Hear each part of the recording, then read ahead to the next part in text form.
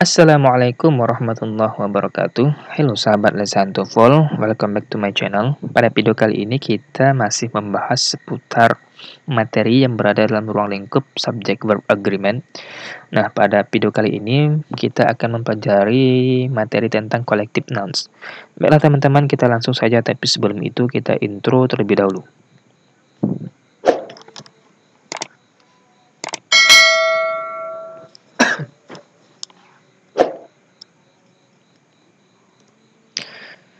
Nah, sebelum kita masuk ke definisi dari collective nouns, saya ingin menyampaikan bahwa materi collective noun ini merupakan materi yang sangat unik dan sekaligus bisa menjebak.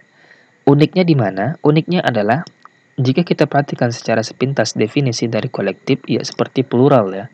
Namun, basically, pada dasarnya mereka itu, collective noun ini, adalah berbentuk singular. Bentuk dasar adalah bentuk singular. Namun, nanti ada kondisi-kondisi tertentu yang membuat mereka itu bisa berbentuk plural. Nah, oleh sebab itu, yang kedua, materi collective noun ini bisa menjebak peserta tes TOEFL jika ya kita tidak mempelajarinya secara tuntas. Kita hanya mendengar secara sekilas, bahkan hanya tidak pernah sama sekali mempelajarinya, maka dapat dipastikan kita akan terjebak oleh tes TOEFL yang mengandung materi collective noun. Sekarang kita masuk ke definisinya. Collective noun merupakan suatu bentuk kata benda yang mewakili suatu kumpulan. Nah, baik berupa benda, binatang maupun manusia. Nah, di sini sekilas seperti plural ya, karena mewakili suatu kumpulan. Yang namanya kumpulan itu kan lebih dari satu. Nah, ini seperti plural. Namun, basically collective noun ini merupakan singular. Ingat itu teman-teman. Dan collective noun ini masih merupakan materi yang masuk dalam ranah subject verb agreement. Artinya, jika subjek suatu kalimat dalam tes TOEFL itu mengandung collective noun, maka akan berpengaruh kepada verb yang mengikutinya. Nanti bisa berbentuk singular, dan inilah bentuk dasar dari collective noun, dan nanti juga bisa berbentuk plural dengan kondisi tertentu yang akan kita pelajari pada slide selanjutnya. Collective nouns usually singular. Nah, ini bentuk dasarnya, bahwa collective noun itu selalu atau biasanya berbentuk singular. Karena dia bentuk singular, maka verbnya juga harus singular. But, nah di sini ada pengecualian. In some cases, dalam beberapa kasus, collective noun ini bisa berbentuk plural jika the sentence indicates that the individual members are acting separately.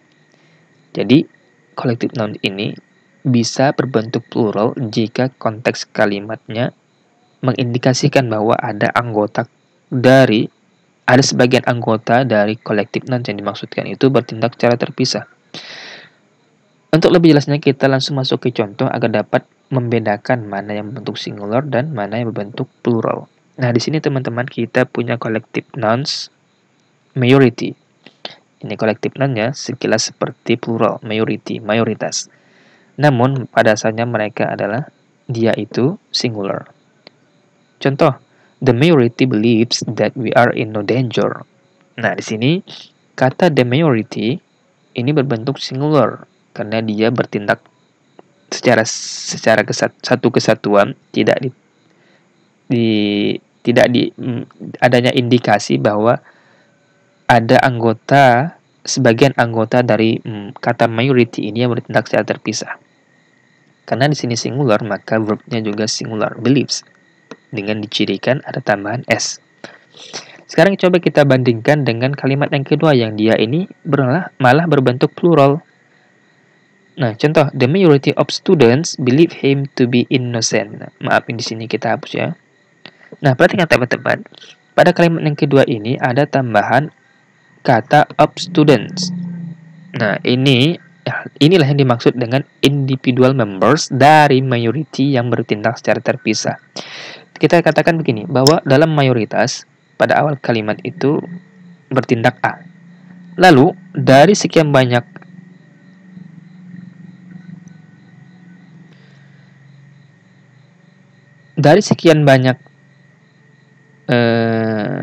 anggota mayoritas yang ada, ternyata sebagian yang lebih dari satu dia itu malah bertindak B, berkebalikan dari mayoritas. Nah, inilah yang dimaksud dengan individual members are acting separately. Ada anggota tertentu, sebagian anggota tertentu yang bertindak malah terpisah, bertolak belakang dari kebanyakan.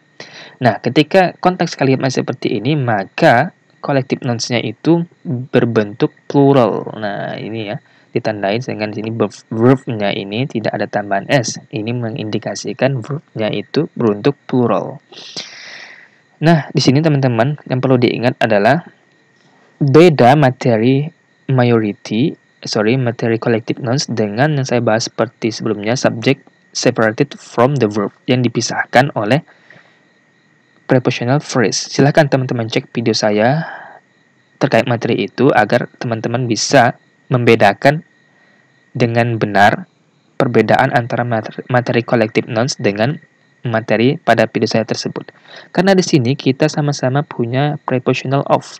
Nah, pada video saya sebelumnya tentang subject separated from the verb, maka yang berpengaruh besar terhadap verb-nya adalah kata yang di depan ya, sebelum prepositional. Namun, dalam materi collective nouns malah bertindak sebaliknya, bahwa yang berpengaruh besar terhadap perubahan verb adalah kata setelah prepositional. Nah, silakan teman-teman cek saja video saya itu dan bandingkan dengan video kali ini agar teman-teman dapat membedakan dengan benar, baik, dan tidak terjadi discommunication ya, disinformation. Kita lanjut. Here the following of some collective nouns in. Jadi ini ada beberapa kata yang termasuk ke dalam collective nouns yang umum dalam bahasa Inggris. Kita cek Congress, organization, government, family, team, sampai yang terakhir itu adalah public. Nah, sedapat mungkin ini bisa dihafalkan, dan teman-teman nanti akan saya buatkan video khusus mengenai teknik menghafal yang dia itu menyenangkan, bermakna, dan malah bikin ketagihan.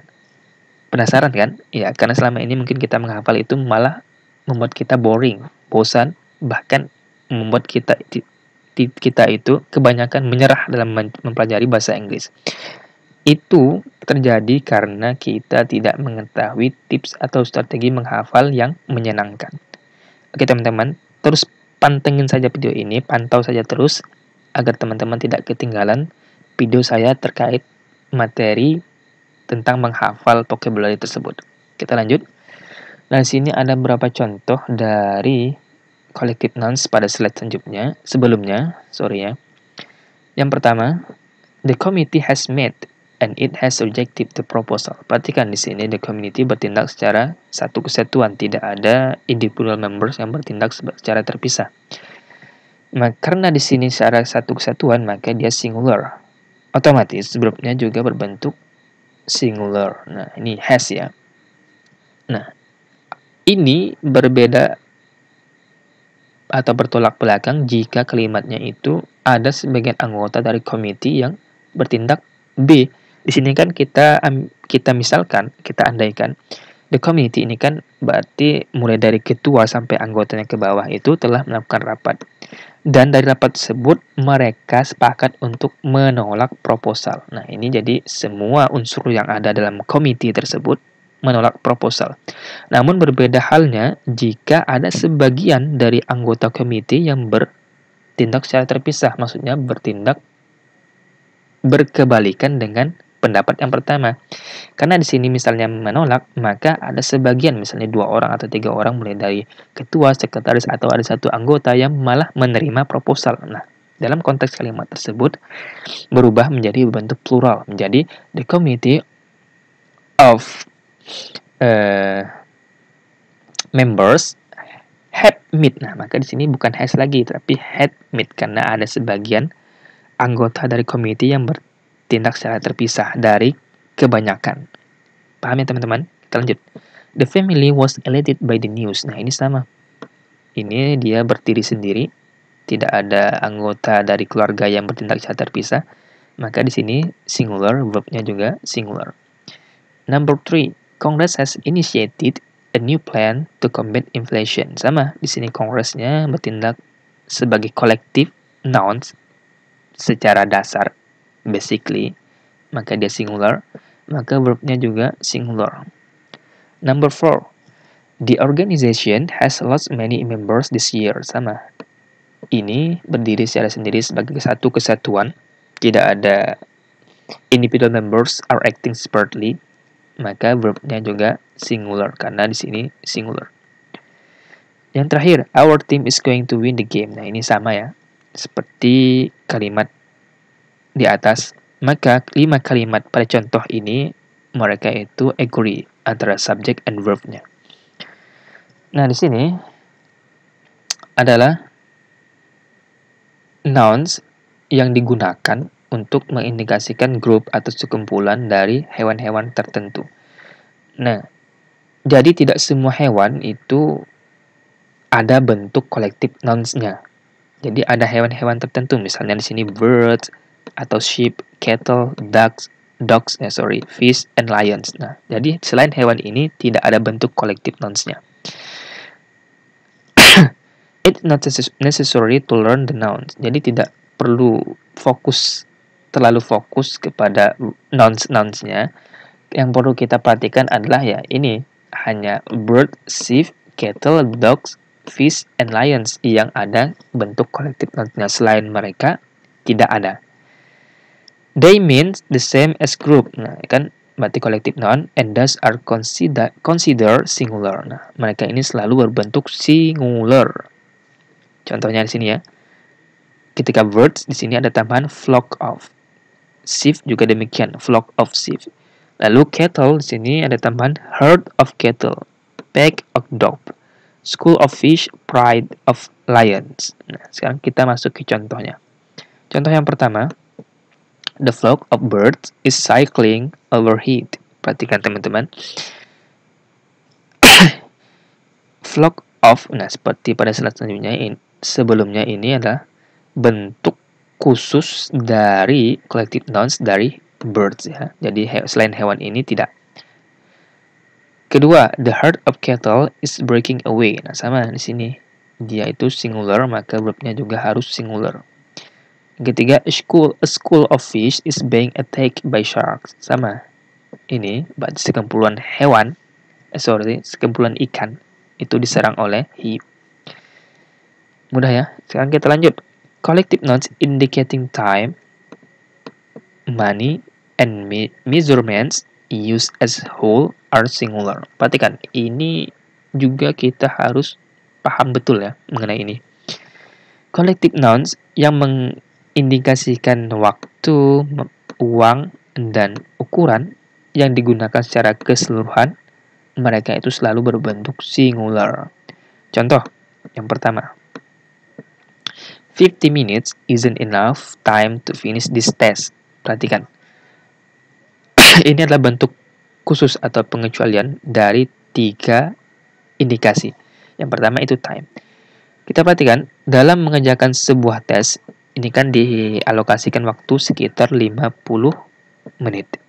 Nah, ini kan merupakan suatu kesatuan untuk mengerjakan satu buah tes saja. Maka dalam konteks kalimat ini, 50 minutes ini merupakan collective nouns yang mengindikasikan time dan dia ini selalu berbentuk singular.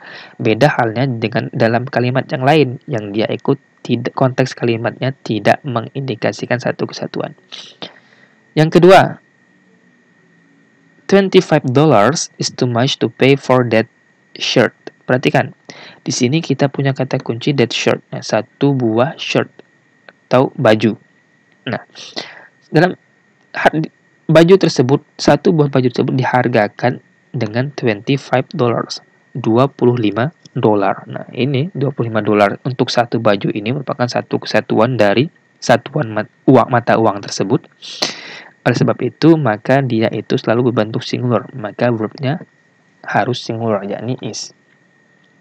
Yang terakhir, 2 miles is too much to run in one day. Perhatikan, kata kuncinya di sini. One day, satu hari itu sama seperti 2 kasus di atas,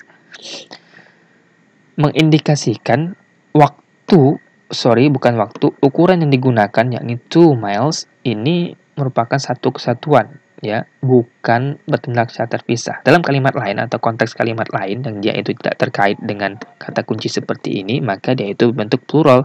Kenapa? Nah, di sini jelas. 2 kan 2 lebih dari 1, lalu mile-nya ini ada tambahan s, ini bentuk plural. Namun dalam konteks kalimat ini, khusus dalam materi collective noun, maka dia berbentuk singular, ditandai dengan verb-nya yang berbentuk singular, yakni is.